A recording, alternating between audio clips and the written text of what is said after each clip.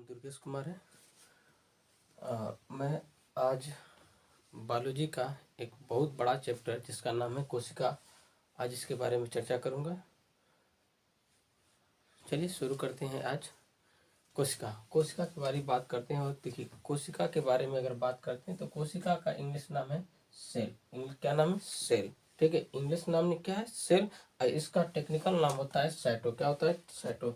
इसका टेक्निकल नाम जो होता है यह साइटो। ठीक है, साइटो होता है। और इसका अध्ययन कहलाता है साइटोलॉजी। ठीक है, कोशिका के अध्ययन को क्या बोलते हैं? साइटोलॉजी। और उसका टेक्निकल नाम साइटो। ठीक है, कोशिका को इंग्लिश में बोलते हैं सेल। सेल को इंग्लिश में बोला, इसका टेक्निकल नाम होता है साइटो। इसका अध्ययन कहलाता है। और इसकी जो खोज की थी, खोज कह सकते हैं जनक, खोज करता रॉबर्ट हुक, जो मृत कोशिका की खोज की थी। कब की थी? 1665 ईस्वी में।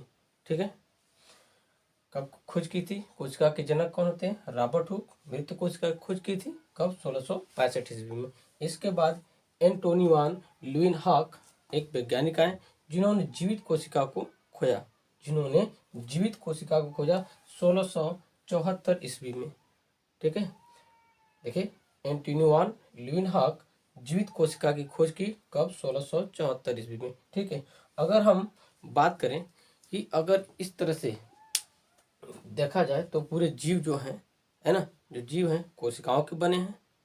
कौन प्रूव किया? तो यहाँ पे देखेंगे, स्लाइडेन स्वान नामक एक वैज्ञानिक है जिन्होंने यह बताया कि जो जीव हैं वो सारे के सारे कोशिकाओं से मिलकर बने हैं। ठीक है, अगर ओवरऑल पूरी दुनिया की बात करते हैं कि उसमें सबसे बड़ी कोशिका की बात करते हैं तो देखेंगे ऑस्ट्रेलिया शुतुरमुर्ग का अंडा। ठीक है, पूरी दुनिया में सबसे बड़ी कोशिका शुतुरमुर्ग का अंडा। अगर छोटी की बात करते हैं भैया, पूरे विश्व की सबसे छोटी कोशिका माइकोप्लाज्मा। ठीक है, माइकोप्लाज्मा विश्व की सबसे छोटी कोशिका माइकोप्लाज्मा, और सबसे बड़ी शुतुरमुर्ग का अंडा। अगर मानव में बात करते हैं तो मानव में देखिए, मानव में सबसे बड़ी कोशिका की बात करते हैं तो मादा अंडाणु, जिसे हम लोग बोलते हैं फीमेल ओवम। क्या बोलते हैं? Female ovum. अगर मानव में सबसे छोटी कोशिका की बात करते हैं तो नर शुक्राणु, जिसे हम लोग बोलते हैं मेल स्पर्म। ठीक है, मेल स्पर्म। अगर मानव में लंबी कोशिका की बात की जाती है तो न्यूरॉन कोशिका, जिसे नर्व सेल बोला जाता है। ये कहाँ पाई जाती है? मस्तिष्क में पाई जाती है। कहाँ? मस्तिष्क में। और देखेंगे जस्ट इसके नीचे विभाजन रहित कोशिका, विभाजन जिनके अंदर विभाजन नहीं होता है। किसके अंदर? न्यूरॉन कोशिका के अंदर विभाजन नहीं होता है। नर्व सेल के अंदर विभाजन नहीं होता है। क्यों नहीं होता है? इनके अंदर सेंट्रोसोम नहीं पाए जाते हैं। सेंट्रोसोम का काम होता है सेल डिवीजन कराना। क्या? सेल डिवीजन कराना। ठीक है, अगर कोई आपसे पूछ दे कि सब किस कोशिका के अंदर विभाजन नहीं होता है तो न्यूरॉन कोशिका यानी कि नर्व सेल के अंदर सेल डिवीजन नहीं होता। रीजन क्या है? रीजन यह है कि इनके अंदर सेंट्रोसोम तारक काय नहीं पाए जाते हैं, जिनके बेस पे यह सेल डिवीजन नहीं करती हैं। और ये कहाँ पाई जाती हैं? सबसे ज़्यादा मस्तिष्क में पाई जाती हैं। इसलिए पुलिस वाले और सभी लोग, बड़े जो बुजुर्ग होते हैं, कहते हैं कि हेलमेट वगैरह का ज़्यादा उपयोग क्या करिए, कि अगर इसमें एक बार अगर चोट लग जाती है तो इसमें सेल डिवीजन नहीं होता है। सेल डिवीजन नहीं होगा, अर्थात सेल डिवीजन नहीं होगा तो व्यक्ति की मृत्यु निश्चित है। चलिए, अगर बात करते हैं कि सबसे तेज बॉडी में कौन सा ऑर्गन है जिसके अंदर सेल डिवीजन होता है, कोशिका विभाजन होती है, तो सबसे तेज विभाजन देखेंगे यकृत यानी कि लीवर में। यकृत यानी कि लीवर में सबसे तेज विभाजन, सबसे तेज। यह 500 से अधिक कार्य करती हैं। कौन? यकृत। ठीक है, इसको केमिकल फैक्ट्री के भी नाम से जानते हैं। सबसे तेज विभाजन किसमें होता है? यकृत में। देखिए, किस प्रकार से जीव का निर्माण हुआ है उसको हम देखते हैं थोड़ा सा। कोशिका से बनता है उत्तक, यानी कोशिका जब विभाजन करके एक ग्रुप जब बनाएगी तो उसी को बोला जाता है क्या? उत्तक। इसको इंग्लिश में बोलते हैं टिश्यू। क्या बोलते हैं? टिश्यू। अब ये टिश्यू क्या करेंगी? बहुत सारा विभाजन करेंगी तो एक अंग का निर्माण करेंगी, एक आर्गन का निर्माण करेंगी। इस प्रकार देखिए, एक आर्गन का निर्माण करेंगी। अब ये आर्गन क्या करेंगी? बहुत सारे आर्गन मिल करके एक अंग तंत्र यानी कि आर्गन सिस्टम का निर्माण करते हैं। जब आर्गन सिस्टम का निर्माण हो जाएगा तो लास्ट स्टेप में बॉडी यानी कि शरीर बनती है। इस प्रकार से एक जीव का निर्माण हुआ है। ठीक है, अगर अब इसके बाद देखेंगे, इसके बाद अगर कोशिकांग आता है, कोशिकांग किसे कहेंगे? कोशिकाओं के अंग को कोशिकाओं के अंग को कोशिकांग कहते हैं, जैसे nucleus, mitochondria, गाल्जी body, vacuoles, endoplasmic reticulum, ribosome, plastid. ये क्या है? कोशिका के भाग हैं, कोशिका के अंग हैं। इनके बेस पे, इनके कारण, इनके माध्यम से एक कोशिका का निर्माण होता है। ठीक है, स्क्रीनशॉट लेना, ले लीजिए।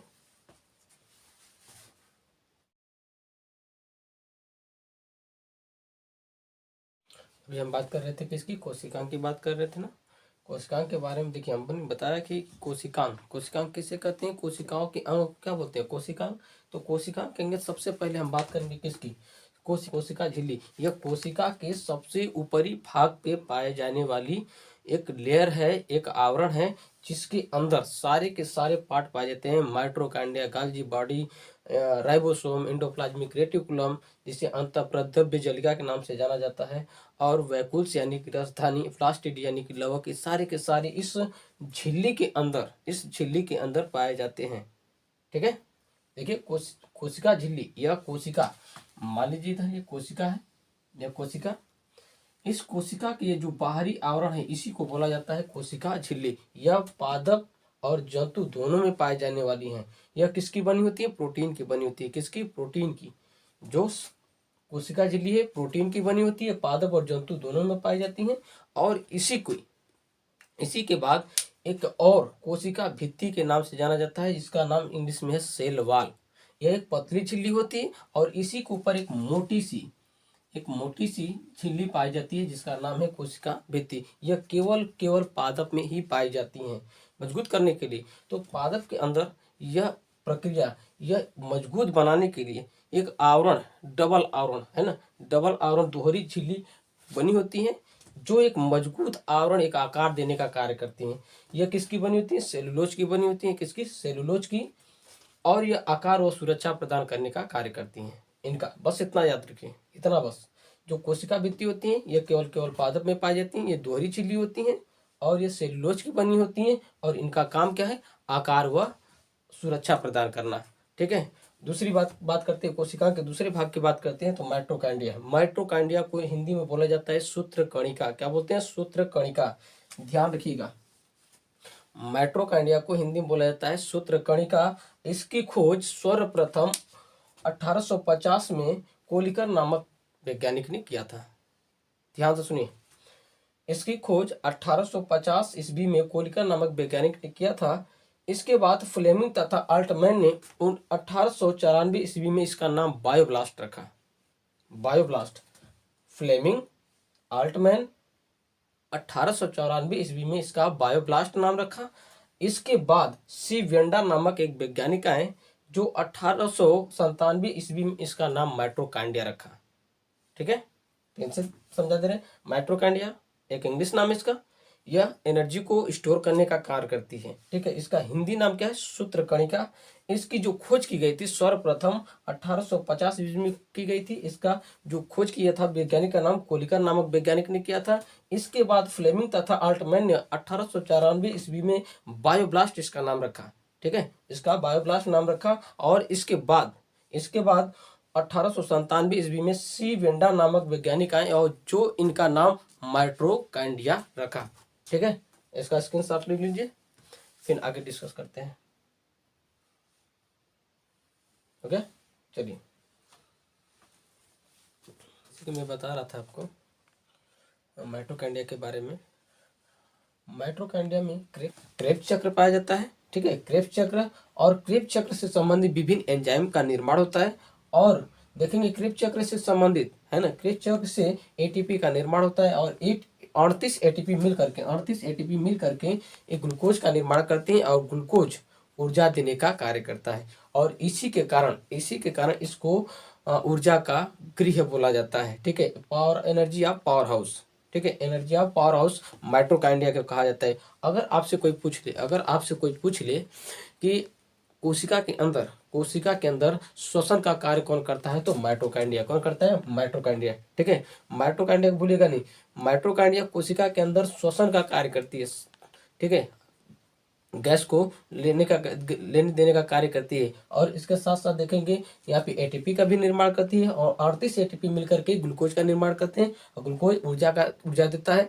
इसीलिए इसी के कारण इसका नाम रखा गया है ऊर्जा का घर। ठीक है, अब बात करते हैं हम गाल्जी काय की बात करते हैं। तो गाल्जी काय में देखेंगे गाल्जी बॉडी, इसको इंग्लिश में बोलते हैं गाल्जी बॉडी। इसकी खोज सर्वप्रथम 1898 ईस्वी में कैमिलो गाल्जी ने, किसने, कैमिलो गाल्जी ने बिल्ली के तंत्रिका तंत्र में देखा था और इन्हीं के नाम पे इसका नाम रखा गया गाल्जी काय। इन्हीं इस वैज्ञानिक के नाम पे इसका नाम रखा गया गाल्जी काय। ठीक है, और इनका मेन कार्य क्या है? मेन कार्य, इनका कार्य देखेंगे तो इनका कार्य है ऊर्जा का परिवहन करना। ऊर्जा का परिवहन कहेंगे सर, ऊर्जा का परिवहन कैसे होगा? तो सही सुनिए, जैसे ऊर्जा का परिवहन हमारे बॉडी में हर जगह सेल है। ठीक है, हर जगह सेल के अंदर गाल्जी बॉडी है। और गाल्जी बॉडी का कार्य क्या है कि एनर्जी को इधर से उधर करना। ठीक है, जैसे हम बोल रहे हैं, ठीक है, हम बोल रहे हैं, हम हमारी इस समय हमारे शरीर में इस समय हमारी जो जीवा है ना, जीभ है, काम कर रही हैं, बोल रही हैं और इनको सबसे ज़्यादा एनर्जी की आवश्यकता है। आप लिख रहे हैं तो आपको सबसे ज़्यादा हाथ में एनर्जी की ज़रूरत है। ठीक है, तो इसमें क्या होता है कि जहाँ पे शरीर के अंदर जहाँ पे कार्य होता है वहाँ पे एनर्जी की आवश्यकता ज़्यादा होती है। तो जिस पार्ट में है ना, जिस पार्ट में एनर्जी की आवश्यकता ज़्यादा होती है तो गाल्जी बॉडी के माध्यम से, गाल्जी काय के माध्यम से जहाँ एनर्जी कम होती है, जहाँ एनर्जी ज़्यादा वहाँ से उठा करके कम वाले तक देती है ना, कम वाले को देती है, जिससे कि उसका एनर्जी प्रॉपर तरीके से बना रहे। कभी कभी आपको थकान महसूस होता है, रीजन क्या है? थकान महसूस होता है तो पूरे बॉडी में महसूस होता है। यह ऊर्जा को मेंटेन करने का कार्य करती है। गाल्जी बॉडी ऊर्जा को मेंटेन करने का कार्य करती है। जहाँ पे एनर्जी कम है वहाँ से अधिक वाले एनर्जी को उठा करके वहाँ पे दे देती है, जिसकी कोई जरूरत ना। जैसे हमारे बॉडी में हमारे जीवा काम करे, इसमें हमारे पैर के पैर के नीचे जो सेल हैं उनके अंदर एनर्जी बन रही है लेकिन उनका कोई काम नहीं है, तो वहाँ से उठा करके यहाँ पर लाने का कार्य करती है। अगर ऐसा ना हो, अगर यह ना हो, हम बोल रहे हैं, बोलते बोलते जबान बंद, आप लिख रहे हैं, अगर ऐसा ना एनर्जी ना लेकर के आए तो आप लिखते लिखते हाथ काम नहीं करेगा, बंद हो जाएगा। यानी कि यहाँ पर देखेंगे सर, बहुत महत्वपूर्ण चीज़ है गाल्जी बॉडी। इसके बेस पे, इनके कारण है ना, इनके कारण शरीर का जो एनर्जी होती है मेंटेन करने का कार्य होता है। ठीक है, इसका स्क्रीनशॉट ले लीजिए। बात करेंगे रसधानी यानी कि वैकुल्स की बात करेंगे। कोशिका के अंदर एक छोटा सा खाली स्थान पाया जाता है जिसे क्या बोलते हैं? रसधानी। क्या बोलते हैं? रसधानी। सुनिए, रसधानी किससे कहेंगे? रसधानी को इंग्लिश में बोला जाता है वैकुल्स। क्या बोलते हैं? वैकुल्स। यह कोशिका के अंदर एक छोटा सा भाग होता है जिसे बोला जाता है रसधानी। क्या बोलते हैं? रसधानी। और इनका कार्य क्या होता है? इनका कार्य होता है जल का परिवहन करना। ठीक है, जल का परिवहन करना।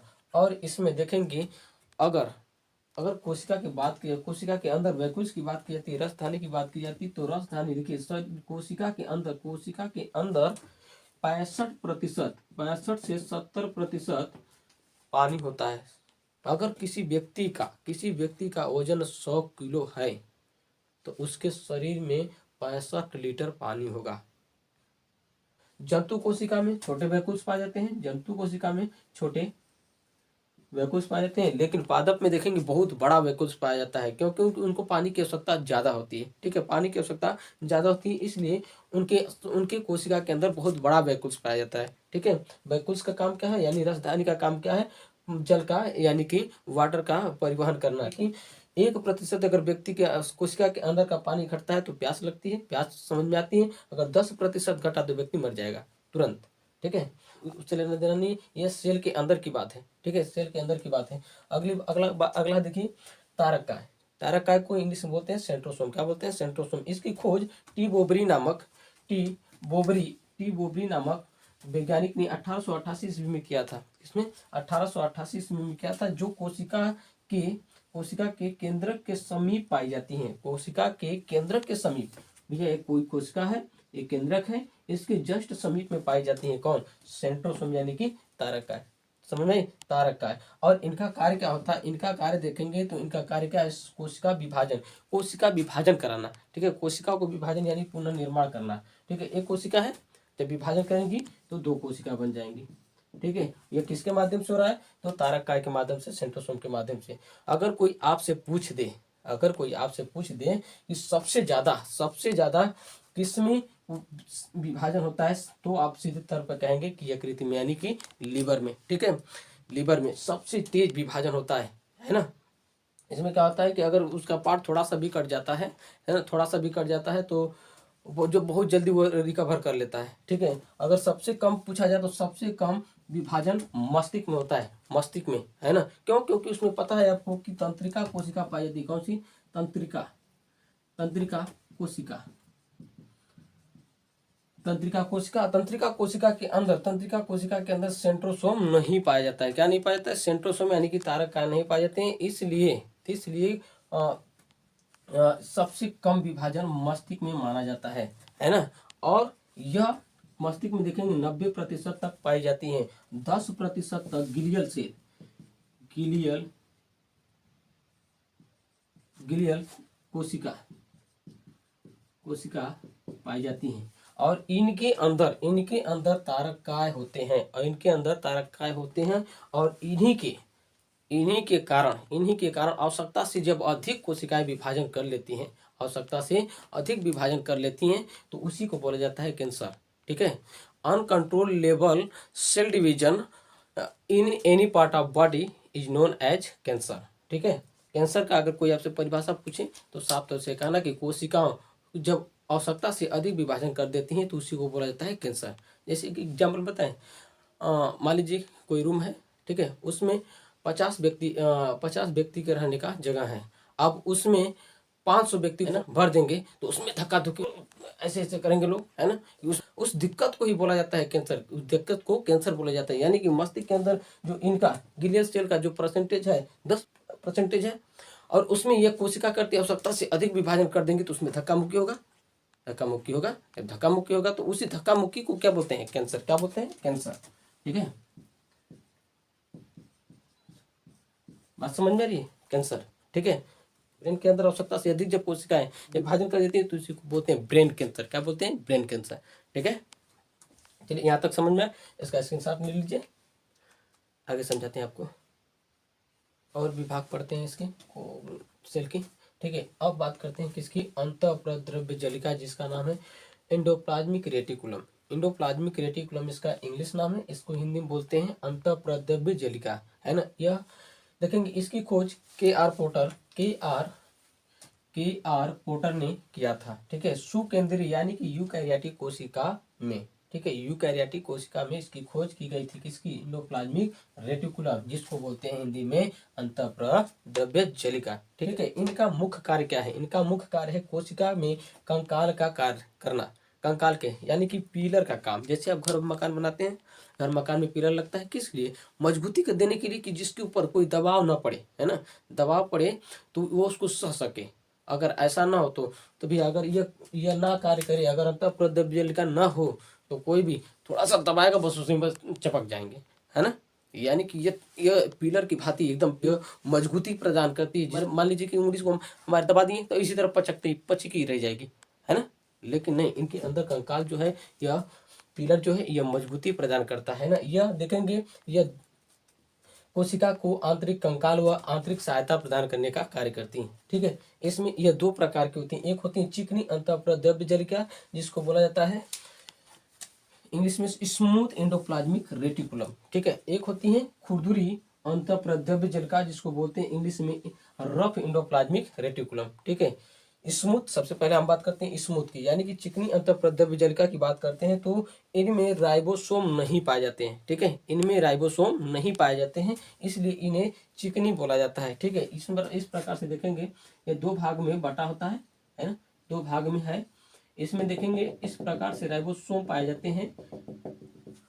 इस प्रकार से ये दो भाग है, ये चिकना है, ये क्या है? खुरदुरा है। और ये चिकने वाले में देखेंगे, चिकने को बोला जाता है भैया चिकनी अंतःप्रद्रव्य जलिका, स्मूथ एंडोप्लाज्मिक रेटिकुलम। इनमें राइबोसोम नहीं पाए जाते हैं, और राइबोसोम नहीं पाए जाते हैं। इनका मेन काम क्या है? मेन काम यानी कि वसा यानी कि चर्बी, कहीं चर्बी, तेल का निर्माण करने का कार्य करती है। वसा यानी चर्बी का निर्माण करती है चिकनी अंतःप्रद्रव्य जलिका, ठीक है।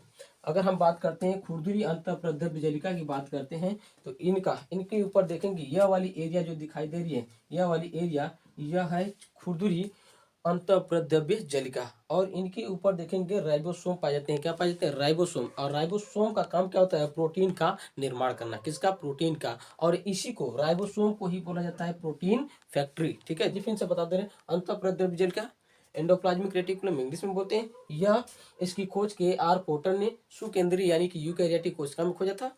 ठीक है, इनका मुख्य कार्य क्या है? इनका मुख्य कार्य कंकाल का, कोशिका के अंदर कंकाल यानी कि पिलर का काम होता है। ठीक है, इसके साथ साथ देखेंगे यहाँ पे आंतरिक कंकाल व आंतरिक सहायता प्रदान करना। कितनी प्रकार की होती है? दो प्रकार की होती है, चिकनी अंतःप्रद्रव्य जलिका, दूसरी होती है खुरदरी अंतःप्रद्रव्य जलिका। ठीक है, इसको बोलते हैं, इसके इंग्लिश में बोलते हैं स्मूथ एंडोप्लाज्मिक रेटिकुलम। और इनका मुख्य कार्य क्या होता है भैया? इनका मुख्य कार्य होता है वसा यानी कि चर्बी यानी कि तेल का निर्माण करना। और इनके ऊपर स्मूथ इसलिए इसको कहा जाता है, स्मूथ इसलिए कहा जाता है कि इनके ऊपर राइबोसोम नहीं पाए जाते हैं। लेकिन खुरदरी अंतःप्रद्रव्य जलिका के अंदर राइबोसोम पाए जाते हैं। राइबोसोम का काम क्या है? प्रोटीन का निर्माण करना। और राइबोसोम को ही बोलते हैं प्रोटीन फैक्ट्री।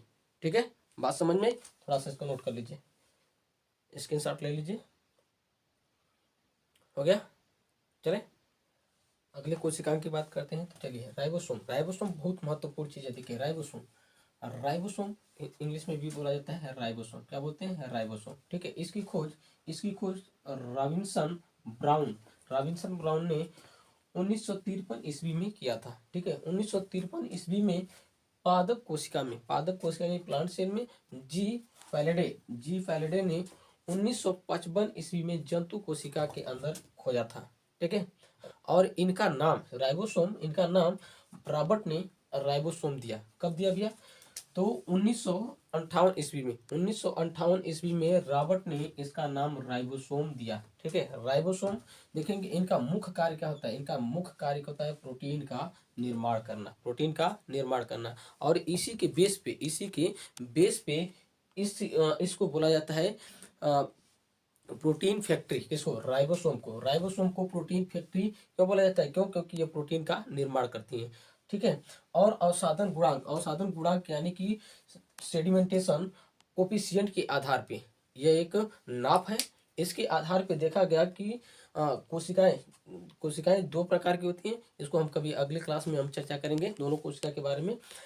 एक होती है प्रोकैरियोटिक, दूसरी होती है यूकैरियोटिक। ठीक है, प्रोकैरियोटिक कोशिका जिसके अंदर सुविकसित केंद्रक नहीं पाए जाते हैं।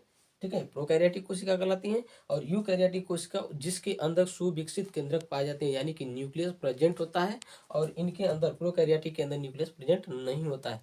इस अवसादन गुणांक यानी सेडिमेंटेशन कोफिशिएंट के आधार पे, है ना, यह दो प्रकार की होती हैं। इनके नाप के आधार पे देखा गया कि इनके अंदर जो 70 यस लिखा है, 70 यस का मतलब क्या होता है? Sedimentation coefficient. एक नाप है। जैसे मान लीजिए कि कोई एक बीकर है, बीकर में इन दोनों कोशिकाओं को डाला गया। जो सबसे पहले डीप किया, है ना, सबसे पहले नीचे गया, वो था यूकैरियोटिक कोशिका। और इसको 80 सेडिमेंटेशन कोफिशिएंट के लेवल पर गया, इसलिए इसको एस लिखा जाता है। यस क्या होता है? सेडिमेंटेशन कोफिशिएंट यानी कि अवसादन गुणांक। ठीक है, और प्रोकैरियोटिक कोशिका के अंदर 70 पे, है ना, 70 यस यानी कि 70 पे जाकर के रुक गया। इन दोनों के बीच में, इनके आधार पे, है ना, सेडिमेंटेशन कोफिशिएंट के आधार पे ये दोनों कोशिकाएं अलग अलग होती हैं। और यह दोनों राइबोसोम, है ना, राइबोसोम के तहत देखी जाती हैं। ठीक है, इस समझ में? अगले क्लास में हम आपको बताएंगे कि यूकैरियोटिक क्या होती है, प्रोकैरियोटिक कोशिका क्या होती है। ठीक है, प्रोकैरियोटिक कोशिका थोड़ा सा जानकारी दे देते हैं। प्रोकैरियोटिक कोशिका उसे कहते हैं जिनके अंदर सुविकसित केंद्रक नहीं पाए जाते हैं। और यूकैरियोटिक कोशिका वो होती है जिसके अंदर सुविकसित केंद्रक पाए जाते हैं। ठीक है, बात समझ में? इस प्रकार से देखिए, हमने इतने भाग को देख लिया। ये क्या है? कोशिका के अंग है, इसके आधार पर कोशिका बनी है। इसका स्क्रीनशॉट ले लीजिए। हो गया? बात करते हैं किसकी? न्यूक्लियस की। न्यूक्लियस यानी कि केंद्रक की बात करते हैं। केंद्रक जो कोशिका का सबसे बड़ा अंग होता है। ठीक है, कोशिका का सबसे बड़ा अंग कौन होता है? केंद्रक यानी कि न्यूक्लियस। ठीक है, इसकी खोज रॉबर्ट ब्राउन ने 1831 ईस्वी में किया था। कब किया था? 1831 ईस्वी में। वैज्ञानिक का नाम रॉबर्ट ब्राउन ने, है ना। यह कोशिका का सबसे बड़ा भाग होता है। यह कोशिका का सबसे बड़ा भाग दिखाई देता है। ठीक है, और इस केंद्रक को कोशिका का मस्तिष्क भी कहा जाता है। क्यों? क्योंकि यह सबका मालिक है। इसी के आधार पे mitochondria, endoplasmic reticulum, Golgi body, centrosome, ribosome, vacuoles सारे के सारे कार्य करते हैं। ठीक है, अगर ये क्या है? मालिक है, क्योंकि इसी के आधार पे सभी लोग कार्य करते हैं। क्यों? ये कहेगा कि ए माइटोकॉन्ड्रिया चलो एनर्जी बनाओ, वैक्यूल्स पानी को इकट्ठा करो, गोल्गी बॉडी एनर्जी को ट्रांसफर करो, राइबोसोम प्रोटीन बनाओ, सेंट्रोसोम कोशिका विभाजन करो। यानी कि इनके आधार पे, है ना, जो मालिक होते हैं इनके आधार पे ये के सारे जो वर्कर है कार्य करते हैं। यह सबसे बड़ा होता है और यह सबको दिशा निर्देश देता है कि किस प्रकार से कार्य को करना है। ठीक है, एक कोशिका के अंदर की बात हो रही है, एक सेल के अंदर की बात हो रही है। और देखेंगे कि अगर कहते हैं कि न्यूक्लियस यानी कि केंद्र के अंदर देखेंगे तो केंद्र के अंदर 80% प्रोटीन पाया जाता है। क्या पाया जाता है? प्रोटीन पाए जाते हैं। और 10% डीएनए, क्या पाए जाते हैं? डीएनए। और अन्य पदार्थ जो होते हैं 10% पाए जाते हैं। और डीएनए जो होता है ये आनुवंशिक पदार्थ होता है, जेनेटिक मटेरियल है ना, आनुवंशिक पदार्थ होता है। यही एक पीढ़ी से दूसरी पीढ़ी में जाता है। ठीक है, के अंदर क्या है? कोशिका का मस्तिष्क है। इसी के आधार पर सारे के सारे अंग कार्य करते हैं। अब बात करते हैं कि लाइन का जिसको इंग्लिश में बोला जाता है लाइसोसोम। क्या बोलते हैं? लाइसोसोम। ये बहुत महत्वपूर्ण चीज है। यह इसके आधार पर देखेंगे जो लाइन का है, इसकी खोज जैव रसायन वैज्ञानिक सी डुबे ने 1955 ईस्वी में किया था। किसने? जैव रसायन वैज्ञानिक सी डुबे ने 1955 ईस्वी में किया था। और इनकी अंदर देखेंगे, इनके अंदर पावरफुल एंजाइम पाया जाता है। क्या पाया जाता है? पावरफुल एंजाइम पाया जाता है, जिसका नाम है हाइड्रोलिक एंजाइम, जो जल अपघटक एंजाइम होते हैं। जल अपघटक एंजाइम, जल अपघटक। और इसी के डर पे देखिए बहुत खतरनाक है। जैसे आप लोग के हम लोग के समाज में देखेंगे, हर गांव के या हर कस्बे में या कह सकते हैं हर जिले में एक दबंग व्यक्ति होता है। उसी तरह एक कोशिका के अंदर एक दबंग व्यक्ति होता है। ये दबंग है कौन? लाइसोसोम। इसके डर से क्या करते हैं? सभी के सभी लोग कार्य करते हैं, है ना। मान लीजिए इनका काम क्या है? माइटोकॉन्ड्रिया की एनर्जी बनाना, गोल्गी बॉडी का एनर्जी को ट्रांसफर करना, वैक्यूल्स का पानी को स्टोर करना। ये कर रहे हैं सब, हम ना करेंगे सब। इनकलाब जिंदाबाद कर रहे हैं सब, अब कर रहे हैं सब। न कर गए सब, नहीं करेंगे। ये कहता है इधर आओ, माइटोकॉन्ड्रिया इधर आओ, गोल्गी बॉडी इधर आओ, वैक्यूल्स इधर। तुम्हारा काम क्या है? पानी डोना, गोल्गी बॉडी का एनर्जी पहुंचाना, माइटोकॉन्ड्रिया का एनर्जी बनाना। कहेगा ना बनाएंगे। कैसे नहीं बनाएगा? इसको अपने पास लाता है, जा करके उसके अंदर हाइड्रोलिक एंजाइम छोड़ देता है। बस तुरंत जल करके मर जाती हैं। तुरंत जल के क्या होती हैं? मर जाती हैं। और ये करते इसी के डर पे सारे के सारे लोग कार्य करते हैं, सारे के सारे कार्य करते हैं। और कभी कभी क्या होता है कि लोग ये अपने में क्या करते हैं कि कहते हैं कि आप कुछ ना करेंगे। माइटोकॉन्ड्रिया कहती है हम एनर्जी नहीं बनाएंगे, वैक्यूल्स कहता है कि हम पानी नहीं रखेंगे, और राइबोसोम कहता है कि हम प्रोटीन नहीं बनाएंगे, सेंट्रोसोम कहता है हम विभाजन नहीं करेंगे, गोल्गी बॉडी कहती है कि हम एनर्जी को नहीं पहुंचाएंगे। तब ये क्या करता है कि अपने आप को क्या कर देता है? फाड़ देता है। अब फाड़ देगा, जैसे ही फाड़ देगा तो इसके अंदर देखेंगे, इस सेल के अंदर सारी की सारी, है ना, एंजाइम क्या होते हैं? पूरे भर जाते हैं और सारी की सारी क्या होते हैं? मर जाते हैं तुरंत के तुरंत, है ना। फाड़ने को ही क्या बोलते हैं? आत्महत्या की तैयारी। ये अपने आप को मार देता है। अपने आप को जो मारेगा तो देखेंगे कि बाहर लॉकडाउन में घूम रहे हैं, दबा के पिटाए हैं, घर में पिटाए हैं, पूरा देखेंगे कि पूरा उभर गया है ना। तो अब वहाँ पे क्या होगी कि तुरंत पूरा मारे हैं, पूरा साटा लगा है, देखेंगे पूरे सारी की सारी सेल मर गई हैं। जब सेल मर गई तो उसके अंदर कौन था? लाइसोसोम। लाइसोसोम मर गया। जब लाइसोसोम मर गया तो साफ कौन करेगा? और साफ करने का जिम्मा तो इसी के पास है, लाइसोसोम उठाने का जिम्मा इसी के पास है। अब ये मर गया तो अब कभी कभी मर जाते हैं। तब इसके बाद क्या होता है कि आप लोग गर्म पानी सेकते हैं तो बगल की जो सेल होती है उसके अंदर का लाइसोसोम निकाल के ताकते हैं। सब कहते हैं क्या हो गया, क्या हो गया, क्या करिए वो कैसे? तो देखते हैं कि सब बगल बगल की जो सेल है उनके अंदर जो सेल मर गई हैं उनके अंदर देखते हैं, सब निकल निकल के देखते हैं कि यूरी तो मर गई हैं सब। इसके ऊपर गर्म गर्म पानी फेंका जा रहा है तो अपने अंदर से थोड़ा थोड़ा हाइड्रोलिक एंजाइम निकाल करके छोड़ देते हैं, जिसके कारण उधर की जो सेल होती हैं वो साफ हो जाती हैं। ठीक है, जब साफ हो जाती हैं तो वहाँ पे अपनी अपनी कोशिका में देख लेते हैं कि कहीं इधर कमी नहीं है। जब कमी नहीं है तो उसको आदेश देते हैं, केंद्र का आदेश देगा सेंट्रोसोम को विभाजन करो। विभाजन करके अगल बगल की सेल को उसको बढ़ावा देते हैं और जैसे कि क्या होता है, दाग खत्म हो जाता है। ये कभी कभी बात होती है कि पूछा जाता है कि यही बताइए कि किस कोशिका के अंदर लाइन का यानी कि लाइसोसोम नहीं पाया जाता। तो आरबीसी के अंदर, किसके अंदर?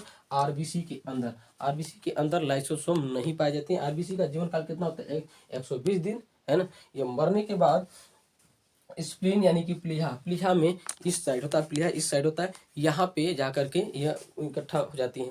चलिए कोशिका के अगले भाग की बात करते हैं, जीव द्रव्य। जीव द्रव्य जिसको इंग्लिश में बोला जाता है प्रोटोप्लाज्म। क्या बोलते हैं? प्रोटोप्लाज्म। जीव द्रव्य की परिभाषा देख लीजिए, ऐसा द्रव्य जहाँ पे जीव निवास करता हो। ऐसा द्रव्य जहाँ पे जीव निवास करता हो। जीव कौन है भैया? न्यूक्लियस। कौन है? न्यूक्लियस, है ना, न्यूक्लियस है। इसमें आपको हमने बताया था माइटोकॉन्ड्रिया, ठीक है, mitochondria, endoplasmic reticulum, ribosome, Golgi body, vacuoles, इसके बाद लाइसोसोम, है ना, लाइसोसोम, और ऐसा द्रव्य जहाँ पर जीव निवास करता है। ये सारी की सारी क्या है? ये जीव है ना, ये जीव है। और इसी के कारण देखेंगे, इसी के कारण यह कहलाती है कोशिका, है ना। कोशिका के अंदर इसकी खोज देखेंगे, इसकी खोज ये प्रोकेंजिन नामक वैज्ञानिक ने किया था। किसकी? जीव द्रव्य की। यह दो प्रकार के होते हैं, एक होता है कोशिका द्रव्य, एक होता है केंद्रक द्रव्य, है ना, केंद्रक द्रव्य। तो कोशिका द्रव्य देखिए, सेल क्या नाम था? साइटो, टेक्निकल क्या नाम था? साइटो। और उसका देखिए यहाँ पे साइटोप्लाज्म, साइटोप्लाज्म यानी कि सेल के अंदर कोई द्रव्य होगा तो इसको क्या कहेंगे? कोशिका द्रव्य। क्या कहेंगे? कोशिका द्रव्य, यानी कि साइटोप्लाज्म बोलेंगे। क्या बोलेंगे? साइटोप्लाज्म। अगर न्यूक्लियस के अंदर यानी केंद्रक के अंदर पाया जाएगा, तो ये क्या कहलाएगा? केंद्रीय द्रव्य। क्या कहलाएगा? केंद्रीय, यानी कि न्यूक्लियो प्लाज्म कहलाएगा, ठीक है। अब इसका रीजन क्या है? देखिए रीजन क्या है, अगर इनके अंदर मान लीजिए, हम आपको एग्जाम्पल देते हैं, मान लीजिए ये बैग है। अगर इसको हम क्या करते हैं, इस बैग को भागेंगे, कहीं से भागेंगे तो इसमें खड़बड़ खड़बड़ करेगा, बहुत सारे खड़बड़ खड़बड़ करेंगे, है ना। इसको रोकने के लिए, अब हमारे शरीर में भी कोशिकाएं हैं, उसका हम भाग रहे हैं, तो इसको रोकने के लिए इनके अंदर कुछ द्रव डाला जाता है। आप देखेंगे जब भी मोबाइल या और भी कोई सामग्री वगैरह, टीवी वगैरह खरीदते हैं तो उसमें थर्माकोल लगा करके उसको रोक दिया जाता है ना, रोक दिया जाता है, जिससे वो हिले डुले ना। तो जब इसमें द्रव्य भर जाता है तो हिलते डुलते ना, बस उसी में ऐसे ऐसे पड़े रहेंगे, है ना, ऐसे ऐसे पड़े रहेंगे, तो वो भाग ही नहीं पाते हैं। तो इसलिए यहाँ पे एक द्रव्य भरा जाता है जिसका नाम है जीव द्रव्य। ऐसा द्रव्य जहाँ पे जीव निवास करते हैं। और ये दो प्रकार के होते हैं, एक होता है कोशिका द्रव्य, दूसरा होता है केंद्रिका द्रव्य, केंद्रक द्रव्य, ठीक है। कोशिका द्रव्य किसे कहेंगे? जब कोशिका के अंदर। और न्यूक्लियस द्रव्य किसे कहेंगे? केंद्रक द्रव्य किसे कहेंगे? जो न्यूक्लियस के अंदर, केंद्रक के अंदर पाए जाएंगे, ठीक है। आज ये आपका चैप्टर कंप्लीट हुआ, क्योंकि ये बहुत बड़ा था चैप्टर, ठीक है। इसको एक दिन में कवर करना उतनी आसान बात नहीं थी, लेकिन फिर भी हमने कोशिश की आपको समझाने का। किसी दिन आपको यूकैरियोटिक प्रोकैरियोटिक बता देंगे। जय हिंद।